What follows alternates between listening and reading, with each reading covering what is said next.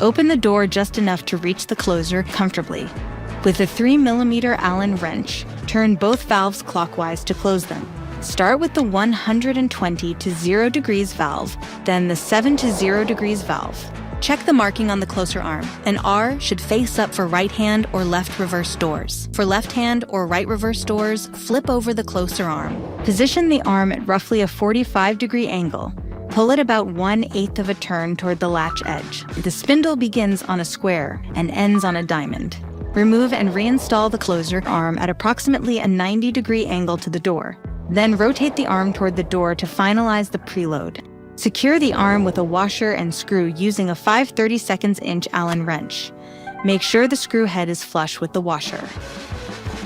Slowly turn the 120 to 0 degrees valve counterclockwise with your 3mm Allen wrench. The arm will extend to close the door. Install the closer track slider. Position the closer track, leaving about 4 inches of clearance between the closer track slider and the track's end on the frame side. Use a 12-inch level to confirm the closer arm and track are level. Fasten 2 screws at the top ends of the closer track. Open the door to test if the closer arm glides freely.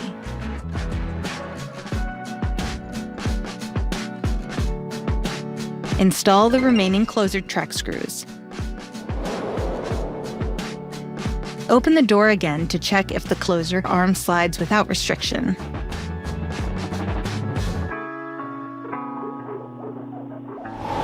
Adjust the closer speed. The 7 to 0 degrees valve is for latch speed, and 120 to 0 degrees controls swing speed.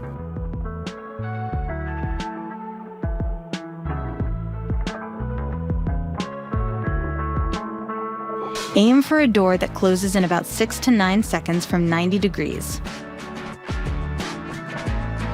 Open the door again to test your adjustments.